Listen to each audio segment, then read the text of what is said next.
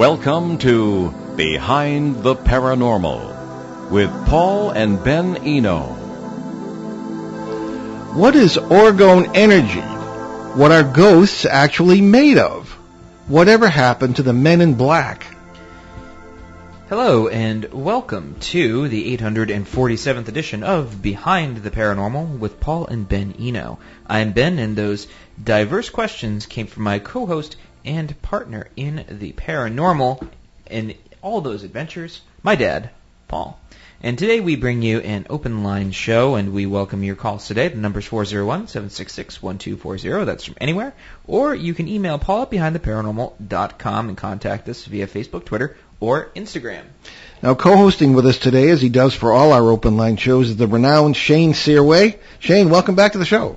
Love to be here, and I hope everyone out there is safe and sound. Now, before we get going, and we have a caller waiting already, this is our 12th anniversary show. We were beginning our 13th year on the air. Actually, June 1st, 2008, we started on Phoenix-based Achieve Radio. So I guess technically last week was our first, was our... who's counting? Yeah, exactly. Time flies when you're having fun. So let's begin right off the bat with our first questioner of our 13th year on the air, and it's Pam. Calling about ancient sites, I believe. Yeah. Welcome to the show, Pam. Hi, welcome to the show. Hello, Paul, Ben, and Shane. Happy anniversary. It's great to know that that's a thing now.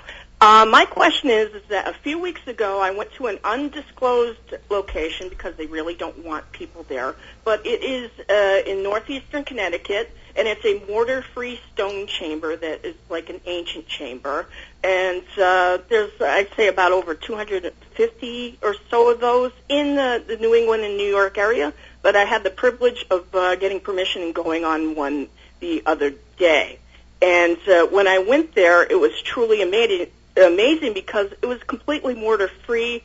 They don't know how long it's been there or who made it or whatever. Even the local First Nations don't even know whom had made that. It was like they said it was there before they even came on the scene, so to speak. But it's almost like a calendar. You can get the summer solstice will hit a headstone that's inside of this chamber that is a completely different color than the other stones, and it has like a rectangular groove in it about a quarter of an inch around within the rectangle. And before the trees overgrew, the sun would hit it in a certain spot on the solstice.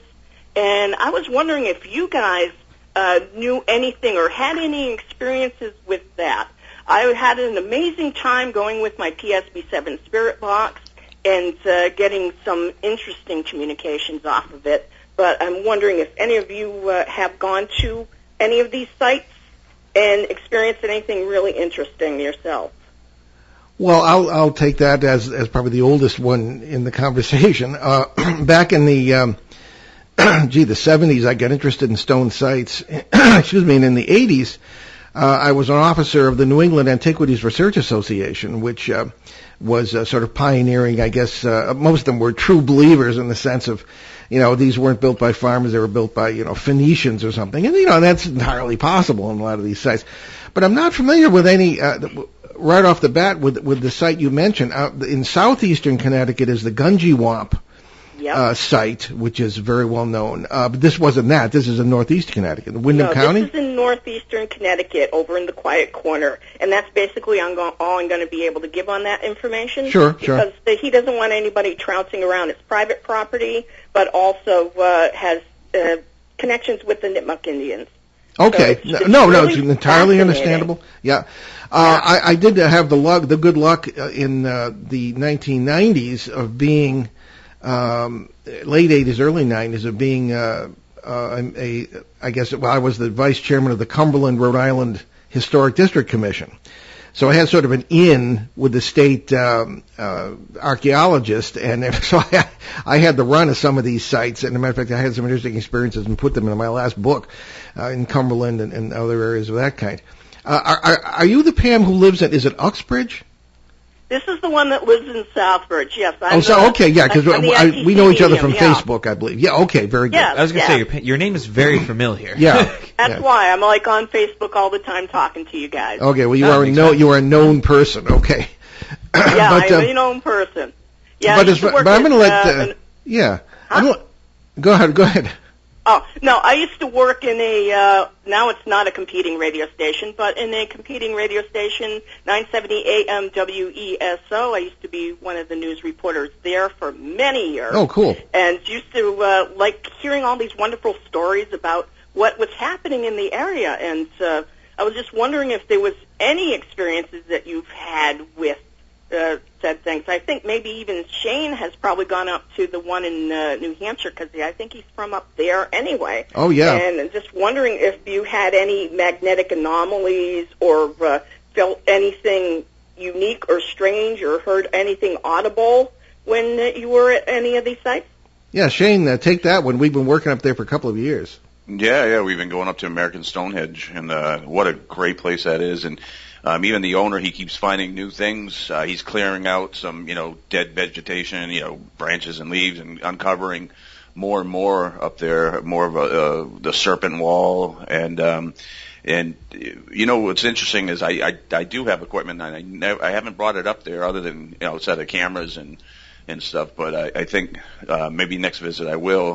But I can sense EMF anyway. I don't need the detector or whatever, but there's definitely the place is definitely special. It's got a special energy to it, and I knew for sure, once we entered into there. So, and definitely, you walk around this place, and you know that it has quite a history. There was a lot going on there at one time. You could just feel that energy. That it was a very, very busy place, and but no, never use any type of equipment up there. But so Paul and Ben, we got to get back up there. It's been too long. Yeah, and right? Yeah, get the production done too. Yeah, we could use a field trip. Yeah. After being locked up for months, it seems like years. But there were in Cumberland. If you read my book, Dancing Past the Graveyard, that came out last year, there's an experience there with that's in the section on what ghosts have to say about God. And I put it in that section because there seemed to be a native presence there it was a manufacturing site, so to speak, for projectile points, that sort of thing. And the story's in there, but there was a sort of person who walked with God, sort of a very feminine approach to it, and it was quite interesting from that point of view. So the nature of these sites is that there is a lot of memory, I guess, and that they may have been built where they've been built because of the presence of what we would refer to as world boundaries, thin places, as the First Nations would say. Yes, or ley lines. Yeah, well, I have a love-hate relationship with the whole ley line idea. Because they tend to the initial 19th century approach to that was that they're steady. That's why sacred sites exist along the ley lines. It's perfectly possible, but I find that they move, as in the telluric current, things of that kind. So I don't know, whatever it is. Like radio waves. Any waves always have a fluctuation, always have a peak and a crest. So therefore, there would be some movement in there. So I guess you're correct on that. Yeah. But some of these places, vegetation cannot grow, or they grow in odd shape. And things of that nature, I found that fascinating. Yeah, it is fascinating. One of the things at one of the sites we've investigated, and I'm not going to say which one, Shane and Ben and I have been working on it with some other folks, Charles Credo and Alexander Petikoff, our usual gang. And there have been experiences that people who live near the site have had, and they don't want to talk about them. Presences, manifestations, things of this kind that would take place in an area that is, if you want to say, energized, or as we would say, an intersect point or whatever. Ben, any thoughts on that? Nothing that immediately comes to mind. I haven't had as many I haven't had as many opportunities to go to many of these sites as I'd like, but that's something to kind of change in the future, probably. Yeah. Well, your brother and I were at Stonehenge. That was a long time ago. Yeah. Anyway, Pam, you're right. It's more work is required, and all sorts of things are yet to be discovered. That's a fascinating thing, because I'll tell you that some of the ones that I have been to, you do actually feel a sound resonance. Yeah. And I was wondering if someone could take some sort of frequency generators and go up there and see if they could match the sound frequencies to see if they could even make that band weaker in between the multiverses. I'm wondering if anybody has ever tried that before. Well, Pam, you're in luck, because that's exactly one of the things we're working on is archaeoacoustics up there at America's Stonehenge and perhaps one or two other places. But so it's being worked on. But excellent point. Great. Thank you, guys, and a happy anniversary. Well, thank you very much. Thank you for calling in. All righty. Have a wonderful day. Okay, well, we'll see what happens. Yeah. Bye-bye. Okay. Bye-bye. Okay, we have a question from... Actually, I'm going to go right to one that came from one in an area, and I'm kind of fascinated by this because, or if I can, hopefully I can find it. Oh, yeah. Megan from Boardman, Oregon, and I have to point out that according to our podcast stats, and this show is recorded and placed on all the major podcast platforms within about 24 hours of when we air, in Boardman, Oregon, according to the stats, we have 3,413 listeners out of a population of 4,500. So if that's accurate, more than 75% of the town listens to this show. It's a small town on the Canadian border in Oregon. But hey, we're complimented. I mean, why not? Yeah, so Megan, it's kind of down there. So Megan writes to us, Paul and Ben, I love your books, love your show. Well, thank you. And your many of your words haunt me. I think about your scary statement. I can't remember where I heard you say it, that the human race could have been engineered as food for parasites, that we are a cattle race. This is depressing, but I wonder if it is all too true, given what we are seeing around us in the world right now. It seems like the mistrust, hate, suffering, and general negativity is perfect to sustain parasites. It is like we are made to feed them. Can you all comment? Well, just briefly, I hate to bring it up because it is a depressing subject. However, I think that what the point is, our notion of parasites is what is traditionally, among other things, called demons, because they kind of do fit the bill. But what they essentially are, I've found, they're life forms that seem to be able to access various parallel worlds, if quantum physics is correct, and will feed upon whatever they find that's negative there. Ben and I have found them feeding upon different negativity in different worlds that happen to be intersecting at a certain point. One was in Vermont. I worked with one in Pennsylvania many years ago near Philadelphia, and there have been a lot of cases like that, and I'm sure maybe Shane has too. But essentially, I like to leave everybody with the message that we are responsible for our own well-being. We don't have to be victims. You can say that throughout life. Don't be a victim, and that includes of paranormal parasites. They will feed only if the food is available. If you maintain positive energy in your life, if you maintain the unity of your family, even if you're totally alone, if the multiverse thing is correct, you still have a family. You are always loved. And if we stand shoulder to shoulder as brethren, brothers and sisters, siblings, whatever you want to call, as human beings, then parasites are de-energized. They'll go somewhere else or somewhere else. So I leave with a positive message. Whether we're victims is up to us. So Shane, Ben, what do you have? Shane, you work with this a lot. Yeah.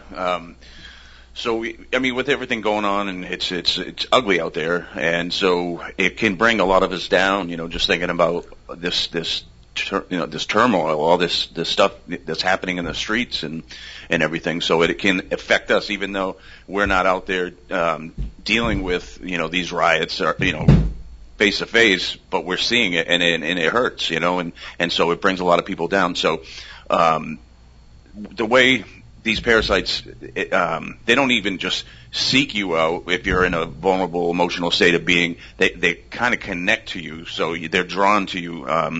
And I like to say a low emotional frequency, you're now connected to walkie-talkies. You raise your emotional state of being, you raise your frequency, you break the connection. There's two walkie-talkies in different frequencies. It is kind of how I like to explain it.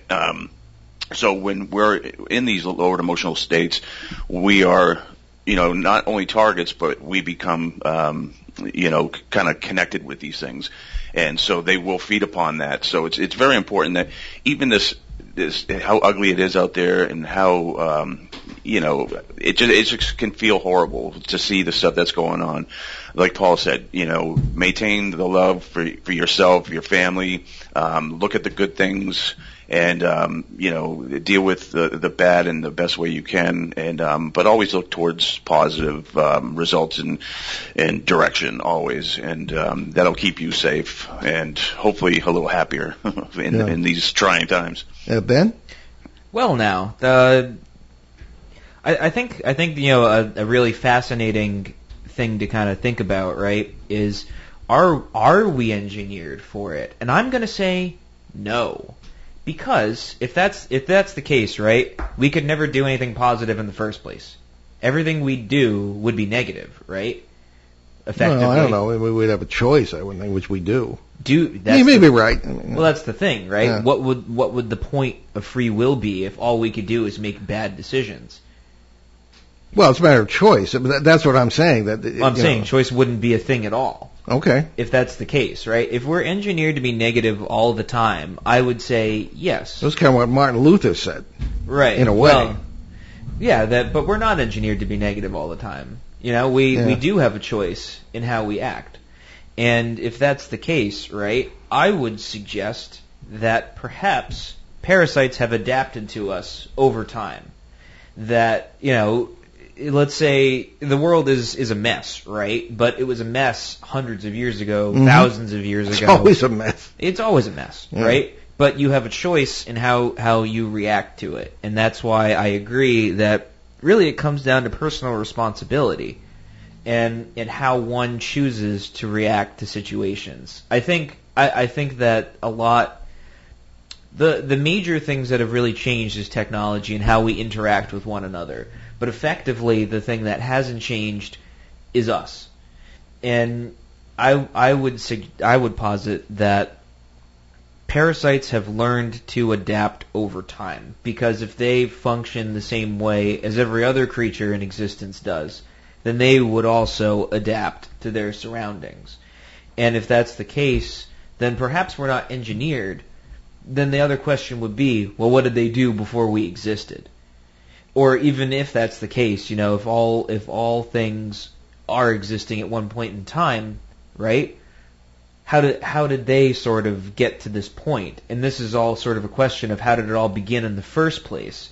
And if it is this sort of great balance of everything, then I would suggest maybe there's positive types of parasites that probably wouldn't be parasites at all, which I suppose would be, the benevolent things that exist, right? Kind of like the sort of biblical equivalent of, fallen angels versus angels that exist in that sort of way, right? So if that's the case, then perhaps there's a sort of opposite entity that feeds off of positive stuff. And if that's the case, does positive stuff feed into other positive things, whereas negative stuff feeds into negative things? Do you see where I'm going with this? Yeah, maybe it's all of the above. Right. Exactly. And that's the thing. The big word in that sentence is maybe. So what we do know from our experience, right? Typically people don't call us until, things get real bad. And so all of our experience is when things get really bad. And perhaps, the stuff that's really good, maybe the stuff that's very good. I'm getting very vague with this, but I'm with you. So the point being is, I don't think we're deliberately engineered to be good or bad. I think we're kind of in the middle. And we kind of have a choice in which way we want to go. There are outside influences, yes. But we have a choice to allow those outside influences one way or another. And the big sort of thing about being human is that a lot of the things that exist in life encourage us to not be human, right? So, we're meant to sort of feel stuff. We're meant to sort of go through life and be able to exist and be able to connect with other human beings. But I think the thing that really kind of sets us back is A, ourselves, and B, the environment that we put ourselves in. Whether the environment is engineered is another question. And that's something that I think is more important than saying if we are engineered. I would say our surroundings are. I'd say our surroundings are meant to drive us apart from not only each other, but the world around us. And I think that is probably one of the major things. I wouldn't say us as a species is engineered. I would say that the world is engineered. Interesting. That's my hypothesis. Well, there you go, Megan. Just one very brief point. I think that regardless of what the explanation may be, I think that the answer to the issue is in your own heart. I think it all has to start with us. You can't legislate it. You can't propagandize it. It's got to be from us. I'll give you an example.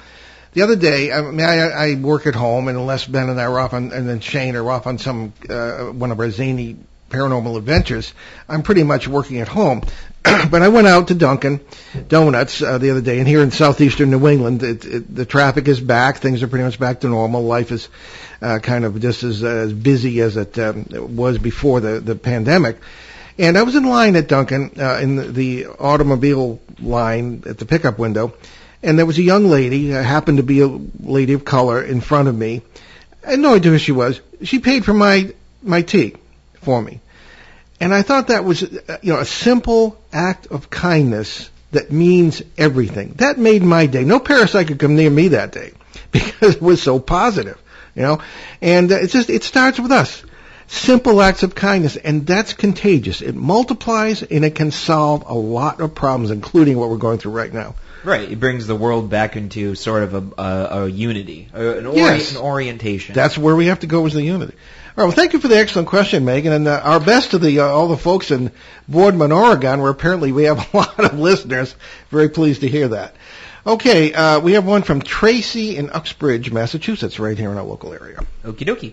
Tracy writes to us, Paul, I would love to hear you talk about that boy who spoke of the high and the low people again. I can't remember where you mentioned it. I mean, there's like almost 900 shows. I don't believe you. Probably plus two books. But it seems fitting today. There are a lot of high people still out there doing good. Okay, well, the background of that is 1991. I was contacted by a family in Waterford, Connecticut, near New London. Not too big of a town. And they had a little boy who was 5 years old and was dying of childhood leukemia. He had been talking to his grandfather, his maternal grandfather, whom he had never met, and who had died 10 years before, or translated, as we say. It was an amazing experience. They weren't frightened. He himself wasn't embarrassed. He was, and we became very good friends. I would go down there several times, and he'd take my hand, and we'd go for walks, and he'd tell me all about this. I learned more from that little boy than I did from all the seminary classes that I ever took, and graduate school, or anything like that. He had such simple wisdom. And I find that in children who are terminally ill. It's a terrible situation, but they tend to become very other-centered. We think of children sometimes as little bundles of ego. Well, some are, but I mean, when they face that, they do so with great, the ones I've seen with great dignity, and in this case, great wisdom. So he said there are two kinds of people. This is in the context of many conversations. He called them the high men and the low men, or you might say high people, because grammatically, when you talk about men as a group, it includes women too. But anyway, there was, and he said that the low men or the low people are not really even human. And just thinking about that over the many years where this has happened, since I last talked to him, it seems that the people whose facets of their personalities, this is all considered the multiverse thing in our own theories, are far more connected with where they are parasites in the multiverse, and the higher people are more connected with where they are not. All right, And that's essentially what that was. And I write about this. There's a chapter, a small chapter about this in the book Ben and I wrote in 2017, Behind the Paranormal, Everything You Know Is Wrong. So that's essentially it. It was a lot about what life really is, and a lot about what people really should be and are. And it was most inspiring. And he translated before he turned 6. Of this leukemia, and he did so very peacefully with his family. Unfortunately, I was not there, but he's one of the major influences on my life. This 5-year-old boy, name was Peter. So we have a caller, Ben. Well, it was just Country Bob giving us a kudos for existing on the airwaves for 13 years. Oh, Country Bob, right here from Woonsocket, Rhode Island, our town, and certainly our radio home for the last, good grief, going on 12 years. And on that note, we actually have to take a brief break. We do. I forgot the time. Anyway, you're listening to Behind the Paranormal with Paul and Ben Eno on WOON 1240 AM and 99.5 FM in New England's beautiful Blackstone River Valley. And we'll be right back with our open lines.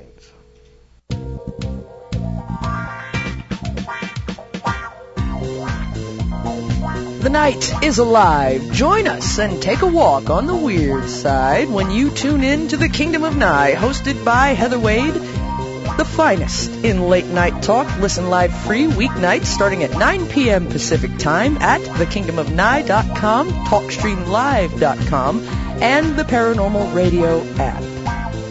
Wanna take a ride?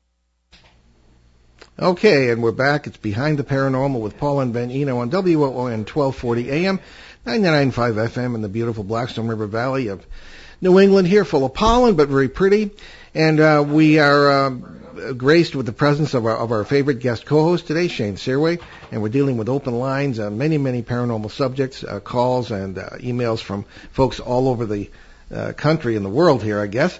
And we're very happy to have anyone call us. It's 401-766-1240, 1240. We actually did, yeah. We actually just had a caller call in that brought up an urban legend from around here, which I vaguely remember, which was it's to anybody who's not from Rhode Island, specifically Northern Rhode Island. It's going to sound a lot. Very, very, very similar to an 80s horror movie of Nightmare on Elm Street. But supposedly, back in the day, there was this dude named Fingernail Freddy who had very, very long fingernails and just would scare kids and all that stuff. There's probably more to the urban legend itself. And no, to the best of my knowledge, they did not rip that off from Nightmare on Elm Street. And it sounds ridiculous, but there's which brings up a really interesting question about urban legends and how they kind of come around. There's some really weird ones that kind of exist, like the watermelon head kids or whatever in Connecticut. Just all sorts of odd stuff that just kind of pops up in little local folklore. Makes me wonder what's going to happen in the next 100 years if people still bring it up. Yeah, well, the urban legend, and maybe Shane has a comment on this too. The urban legend thing is just our stories that get started and are kind of unique to modern society. In other words, there were plenty of legend stuff in the rural areas when people were pretty much farm oriented back, the century or more ago. But there have been issues where there have been things like, well, one of the famous ones is the story of the person who finds a funny little dog, or they think it's a dog. And it turns out to be an Australian wombat that tried to, came into the port on some ship. And Ben's mom, my wife, actually came home one time and said that one of the lawyers she knew had actually done this. Had a dog. It turned out to be an Australian wombat, and she took it home, and it almost killed her, or could have. It didn't, but I mean, she was nice to it. But I mean, here's an urban legend that actually came into my own kitchen. So that's what urban legends are. Shane, any comments on this? Yeah, well, the one that Ben was Fingernail Freddy, I wonder, not that, did they steal that from the movie? I wonder if the movie stole it from the legend. I wonder if they heard of and made a movie out of it. But I'll bring up one that probably y'all haven't heard about. Well, down Louisiana, you got the Rougarou, the old French. I mean, this goes way back. Me and my wife were just watching a show about, the French, the new France and all that other stuff, and they were talking about the rougarou in there, but also one that most probably people haven't heard of is down in Louisiana. They have what they call staccolina, and it's a story that parents and grandparents will tell the children to keep them in bed. They said, staccolina is like this creepy witch lady or whatever that goes after kids, and so if you get out of bed, and she'll come and get you, But if you hear scratching on the screen door or on the screens, then that's staccolina, she's creeping about, and of course down there's so many bugs, so these kids they're hearing any sound on the screens and they're freaking out, right? But they're staying in bed, and so I think that folklore was probably just made up to keep the kids in bed, but that's certainly one I bet you most people haven't heard of. But it's there's a song about it too that I like. Okay, well, why not write about it? All right. There we go. Okay, do we have another caller? We do. Okay. And we have John on the air with us. Hi, guys. How are you? Oh, hello, John. Hey. John, and where are you from, John? Putnam. Putnam, Connecticut. Okay. Yes, great. You know Putnam, right? Oh, yes, we've spoken there, and it's near my first case. Yeah, right in. Your first case was in Pomfret. Correct, 1970 to 1972. Absolutely. I've read all of your books. Well, I hope you still like me. Not nearly as much, but that's okay. Oh. At least you're honest. But anyway, hey, it's funny. I live in an old house that my grandparents had bought in 1944, and we had a murder-suicide here in 1936. Now, I know that's true. I went back and researched it. I saw the newspaper stories. Now, this was before my family bought it. It was the original owners of the house. In fact, I found their graves the other day. They're buried in Thompson, nearby. And I will tell you, now, I come from a Celtic family, and you know the old legend about it, every generation of a Celtic family, one of them gets the Fae. Oh, yeah. You know how that works? One of them gets it. Well, my brother got it, okay? And my brother got it, and there's parts of the house he won't go into. And the barn here, he won't go into that at all, period. And that used to be the workshop of the guy that actually committed the murder. And, I recognize, your philosophy, and I tend to agree with it, but it's very interesting. I know other sensitive people. My wife is sensitive as well, and she's experienced some things here in the house. Now, I've lived here in the house all my life. I'm 58, but I've lived here all my life. And it's just kind of interesting. I've never felt a thing, fortunately. I'm very happy to say I haven't. Yeah. And I'd like to keep it that way. But it's interesting how these things are out there. And you wouldn't, you drive by and you wouldn't expect it. But here in New England, of course, where we've been here a long time, I mean, I think probably every other house is haunted, I think. Well, the whole planet's haunted, I think, when you get down to it. Well, that's. But I hear you. That's what John Keel said. Yeah.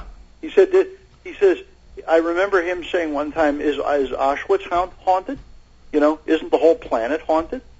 And I get a kick out of people talking about Indian burial grounds. Well, how many thousands of years did the Indians live here? They're probably pretty much buried everywhere. Yeah. That's a good think point. about it, Yeah. But it's it's just an interesting thing. And as I said, my brother, there's places in the house he won't go, and he grew up here too. Yeah. Well, I hear what you're saying. As a matter of fact, people say, "Oh, well, somebody died in the house." I said, "Well, it's New England. I mean, some of the houses are almost 400 years old. Of course, somebody died." That's where they have wakes too, right? Yeah, I mean, but again, well, our philosophy, John. I think we think that this has very little to do with dead people and more with, connections with where you are that person or where that person never died or whatever. Well, I had 3 family members die in the house. In fact, 2 of them died in the room I'm sitting in right now. Mm-hmm. And well, that's what all that noise is behind you. That's what all the noise is. That's right. That's what the noise is. But I don't think it's that. I think maybe it's the energy that got released. When you had a murder, you did have a murder-suicide here in 1936, and perhaps it's not a living person. Perhaps it's the energy that got released, and it's still reverberating somehow. Shane, you want to get in on this? Yeah, definitely. I'll tell a story about a house that I worked in. Excuse me. I'm self-employed. I do remodeling or whatever. But I was in this old house. Not that matters, by the way. That was in Hollis, New Hampshire, very old part of the town. And so there's actually two estates there, and so I'm in the whole time I'm there, definitely you got that feeling of this house. It had a unique energy to it, and all of a sudden, I'm working and I hear a woman's voice, "Hello," I mean, plain as day, like she was standing right behind me, "Hello," and the house is empty, so you can just hear it, plain as day, and then sometimes, "Who are you?" Always asking like a question, and so I told the guy that I was working with, who doesn't believe in this stuff. He knows I'm not crazy, but he just doesn't believe in this stuff. And so I came in one morning. And he's like, I heard it. She said hello to me. She was standing right behind me, and he was like all freaked out about it. And so one morning I'm there by myself, and I'm working in a dining room. And all of a sudden the radio station starts changing, and I look down, the dial's actually turning. So I went and I got a recorder, and I actually recorded. I said, talking to the red light, and I heard it, and then the recorder recorded it, and she says, "How?" Asking the question of how, So, but the story behind this house, and it was dramatic things that happened, and that's exactly what that those emotional bleed overs is what you were just describing. That I absolutely is responsible for that activity. But this house, there was a man that had supposedly committed suicide, but the town folk know that wasn't true. His wife was having an affair with the chief of police, and so when they found him, he was right-handed. The gun was in his left hand, and the bullet hole was on the right side of his head, so he would have to reach all the way around instead of just putting it up to hit the left side of his head. So it didn't make sense. And then also there was a older lady that fell down the stairs, but yet she never hit one stair. She cleared all the stairs and she hit the landing down below, and I actually had to repair the joist underneath because it was cracked. It was just snapped right in half, a big one too. Whoa. And it was that way for quite some time. And then there was a couple that lived there for 25 years prior to me going in there. The house was vacant when I went in there. The female, they were there for 25 years. The female was suffering from dementia. The family called there was weird things going on, even though the guy was known to be a real nice guy and everything, but people knew something weird was happening with them both. And so the family called to have a wellness check. Police got there. The guy flipped out, started shooting up the house. They did a 12-hour standoff with this guy. They got her out of the house. But just very, very bizarre behavior. But that was an emotional event that took place in this house. So you had all these different events that happened within the house. That's exactly what is responsible for the activity that's taken place there. And that's the same thing that happens in these places that people say residual haunting. I don't like that term. I don't like what it implies, that your house is not a DVR. Or, remember, that's not what I said either. So. No, I'm saying people in general, they will say that. I think you're on point with what you said, sir. But definitely these emotional events that can be responsible, and not so much a dead person walking around your house. So I think you were on point. I was just saying that there is a classic term where people say residual haunting, and that implies that kind of like your house is a DVR, like I even heard them say that your wood floor can record events and replay them, and I think that's foolish. Where where we stand on that, and I think exactly. It's an emotional bleed over between parallels or between different times. And it was funny. The event happened 8 years before my family bought the house. They bought it in 1944, and this was in 36. And my grandparents lived a block away when the shooting happened, and they knew the people, and the guy that did it was actually quite well known around town and quite well liked, and and it was just one of those horrible tragedies that happened. And my grandmother, I remember her telling me about hearing the shots that morning, but she thought it was a car backfiring. and they found out the next day that the murder-suicide had happened. And as I said, I literally just found their graves the other day. I was out searching around. I had an idea where they were, and I finally found them. And it looked like nobody had visited there in a long, long time, and that was kind of interesting as well. But it just goes to show you that here in New England, with the history that we've got, I mean, any old house has probably got something like this. Now, Ben, maybe not quite as tragic, but I mean, it has something like this. I think there's some sort of, it's like I don't want to say romanticized. That's not the right word. It's not the word I'm looking for. But this sort of like archetype of like old New England houses, right? So Yes. It's like we just we sort of expect it to be. So like my wife and I had the pleasure of seeing this house that was built in 1910. Right. In this funny little town in the middle of Massachusetts called Douglas. Nice place. I like it a lot. I know it well. Yeah, it's nice. Oh, it's a nice spot. Great breakfast It's lovely. place. Yeah, it's quite lovely. Yeah, it's a nice little town. I like it a lot. don't call it too funny. We have a lot of listeners there. Well, funny. I mean, like it's like it's like one of those typical New England towns, right? You have that one little main drag, and there's a bunch of little side streets, and there's an old mill, like just like old stuff left over. Well, Putnam is pretty typical too, and frankly, so is Woonsocket. Yeah, right. Yeah, typical New England. Oh, towns. same kind of flavor. Right. Well, Woonsocket, of course, is bigger, but I mean, it's very, very typical New England place. Oh yeah, of course. And so New England has this sort of typical, like sort of very specific things about it, right? You'll always find old mill buildings or something to that effect, or a dam. There's always at least a dam. Which fun fact, in Massachusetts alone, I think there's something like 2,000 or 2,200 dams in existence, and it's like a very specific number, but like most of them just are completely out of commission, or like it's too much work to just take them down, and it would just completely destroy the environment if they did, because of all the chemicals and sediment that are built up in there. But this isn't a history lesson.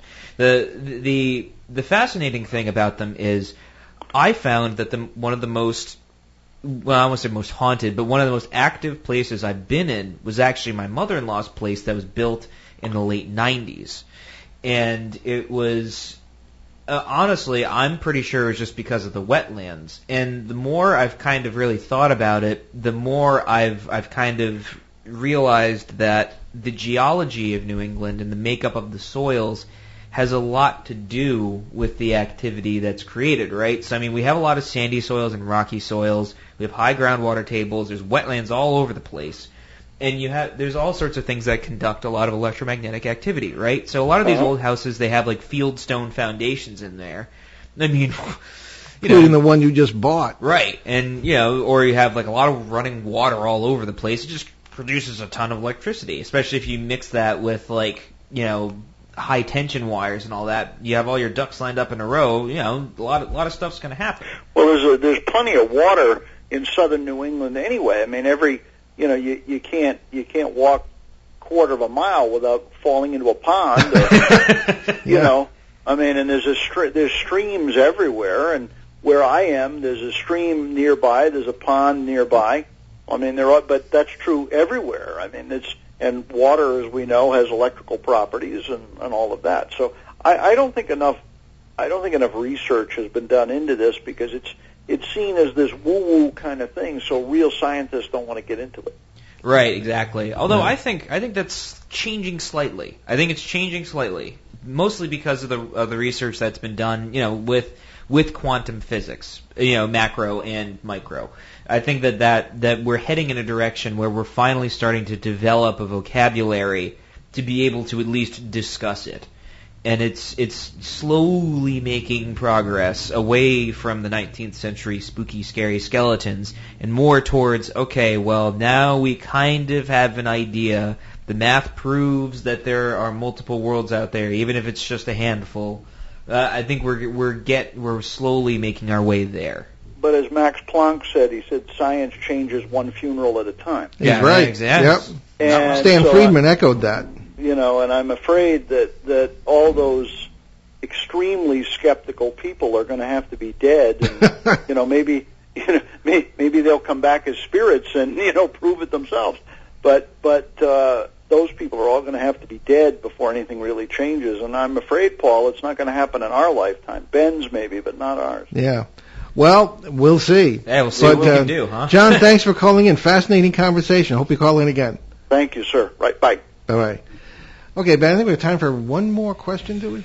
Yes. Did we want to jump to Peter's question from Bogota? Yes. Peter from Yes, Bogota. we can't have an open line show without Peter. So. No, it wouldn't be legitimate. No. So Peter writes to us, whatever happened to Men in Black, which is great. jump right to the lead. Have they vanished and gone back to their own world, perhaps, to return in the future? The last case I can find is the fantastic 2009 Niagara Falls case. I've asked a number of people, and nobody can cite anything since 2009. Have you discovered anything new? I think perhaps yes.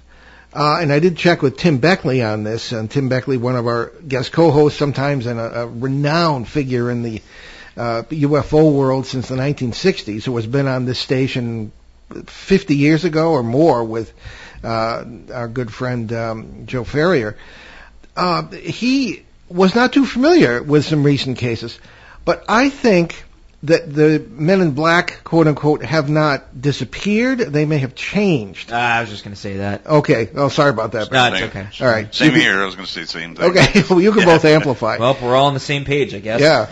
Well, Ben, back before you got married and were still living at the old homestead, even you remember people would come to the door dressed as utility workers, and we would check them out, and they would not be utility workers, you know.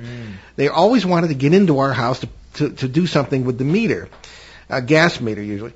And maybe that's a coincidence, but from what I've been hearing, and Shane, yourself, you can take it from here because you yourself have been stalked by some strange people, so go ahead. Oh, yeah, for sure. Yeah, especially whenever I do like some of these other big shows, you know, that have a lot of listeners worldwide and, you know, huge audience anyway. And I've talked about certain theories when I've had time to, you know, some of these 3-hour shows that I do where I actually have time to get into some mechanics and talk more deeply about my theories about how this stuff works. And then also when I've shown a couple pictures too, I've had within hours, I have the black helicopters unmarked above my house. They circle around. I can see people looking down at me, and they'll go off, and then they'll come back, do it again, and it's kind of like it never fails. It never fails. I mean, and also I've had strange, a white van multiple times follow me, and I was onto the guy the whole time. He kept his distance. I pulled in the parking lot. He parked on kind of like on the other side. I went into the store. As I came out, he was acting like he was reading a newspaper, but he was staring at me. And I started to speed walk towards him, and he peeled off. And then I've had this black SUV, and I've owned every type of SUV there is, and I don't know what make this was. It was a really cool looking SUV. I just don't know what model it was. Nothing that we have around here, and strange plates too. And what was weird is I'm in a different place all the time. This is the first day of me being on this property where I was at. Never there before, and here there is this SUV parked at the bottom of, you know, below on the street, looking up at me with binoculars, and I just nonchalantly walked out into the hall, ran down the stairs, and he was long gone, but he showed up quite a few times after that as well. So, like I was just going to say, maybe, you know, where there's movies about Men in Black, there's, you know, a lot of discussion about Men in Black. Why would they stay looking the same way they have been when they've kind of been exposed? So wouldn't they change if they're, you know, of any type of intelligence, which they appear to be? So they would definitely want to change, like your utility worker. They're going to find different angles to get close, and mine just seemed to stalk, you know, and so. Yeah, they'd stand out like sore thumbs. Like when the Men in Black thing first started, it was customary for men to wear hats and ties and jackets on the street. Now they'd stand out like sore thumbs. Ben? So, you know what's interesting is we had, I can't remember her name. We had a show about black-eyed children a while ago, and I remember it being compared with Men in Black because they did the same sort of things where they come up to your door, you know, they ask to use your phone, and they ask to be let inside. And it's the same sort of thing. phenomena changes, right? So it's the point that I was making at the beginning of the show is, if it exists, it has to adapt to its environment. And I guess that would make sense that they would move from, wearing very customary clothes in the 1950s and 60s and 70s and then move into probably more streetwise clothing, or get a little bit more intelligent and maybe, get themselves some uniforms or whatever, or wear some normal person clothes. But I think it's interesting that right around this time there were sort of reports. I feel weird about talking about black-eyed children because I still think of it as like an urban legend kind of thing. But there are a lot of reports about it, and it's been increasing more over time. So as you hear less about Men in Black type things, the more you kind of hear about some of these other phenomena popping up. Yeah, that show was one we did with Heidi Hollis. Heidi Hollis. Yeah, who really was the origin of coined the term shadow people. Right. And whenever we mention, we always give Heidi credit because she never gets any credit. Well, she deserves it. Did a great job. Yeah, it was one of the shows last year. I wish I could remember exactly which one, but look in our archives on BehindTheParanormal.com. But she did bring up black-eyed children, and she drew a comparison between the two and how they interact with the phenomena experiencer, right? Mm-hmm. Because it's like, Men in Black would come to your door, and they'd ask to be invited in, and they would always show up in groups of 1 or 3. Never like 2, 4. It was always 1 or 3, and they would, try and get in to your house. And same with black-eyed children. They would come to your door. They'd try and speak to you, and try and get in to use a phone or something to call their parents, quote unquote. But they never did. They never do. And she kind of said, well, maybe they're the children of I think that's what she said. I can't remember, but she did basically. She compared the two. Yes, she did. Well, possibly, young Men in Black. Right. That's sort what of it thing. Was. Yeah. Well, and also, too, the people that have encountered Men in Black, as well as people that have encountered black-eyed children, they all often fall ill after that. Strange illnesses. That's right. Yes. So that's kind of where I was heading with this. That maybe it's just shifted. Yeah. Okay, Well, we're just about out of time, folks, so let's start our announcements. Yes. Every effort is being made to preserve the Exeter UFO Festival for Labor Day weekend this year, and all 3 of us are involved with that, along with half of our stable of co-hosts. And we're told that a decision will be made within the next few days about whether it can be held in the usual venue, which is the historic town hall in Exeter, New Hampshire, and the possibilities for holding it virtually. It's all being examined. There are varying opinions on whether that should be tried. One way or the other, we would, should it occur, do our 5th annual live broadcast from the event with the panel of the speakers. It's always very popular every year. And the festival is sponsored by the Exeter Area Kiwanis Club to raise funds for local children's charities, so let's hope it goes forward. And assuming things are semi-normal by October, we plan to be back at the Greater New England UFO Festival, or UFO Conference, I should say, in Leominster, Massachusetts on the Columbus Day weekend. My dad is scheduled to be the keynote speaker to mark his 50th year or work anniversary in paranormal research. So now it's a day of firsts, many firsts. Yeah. Or many anniversaries, I should say. So Shane, what's going on with you this season? If anything. Oh, did we lose the audio here? We shouldn't have. I'm sorry about that. Okay. Just I'm doing a lot of shows lately. I've been doing a ton of shows, but I have no conferences scheduled. I think you said that all 3 of us at Exeter, but no, I'm not on that one. None of us do. That's why we're glad to be able to have some of the big names, including you, on the show. Yes. Keep everybody out there. Okay, let's I suppose move on here to we'll refer to our BehindTheParanormal.com website. You can find all sorts of information there about the show, our schedule coming up, and I should say that we're going to be migrating to a new hosting platform, so there may be a little bit of disruption this week with the site or even with our email. So, but just stick with it, and it won't last long. Okay. So let's. What do we got next week, Ben? So next week on June 14th, we will bring you another rare appearance by a psychic on the show, and we'll be joined by physical medium Walter Rucker. And we'll also have Kathleen Marden co-hosting because she knows Walter Rucker, and we'll see how that should be a fascinating conversation. Yeah. Yeah, the rare appearances by psychics lately have not been too rare, actually. Yeah. So well, it'll be a rarity once again after this. Okay. So, Shane, you got a quote for us today? Yeah, so we leave you this afternoon with a thought. In these times, have faith in yourself and have faith in humanity. Sounds good. I'm Shane Stairway. I'm Paul Eno.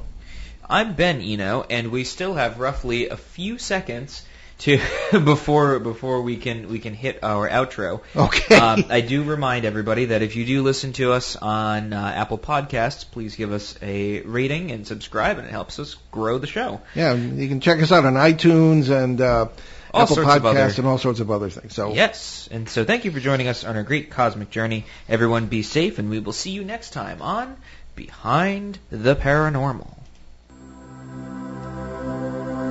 Return to this radio frequency 167 hours from now for another edition of Behind the Paranormal with Paul and Ben Eno.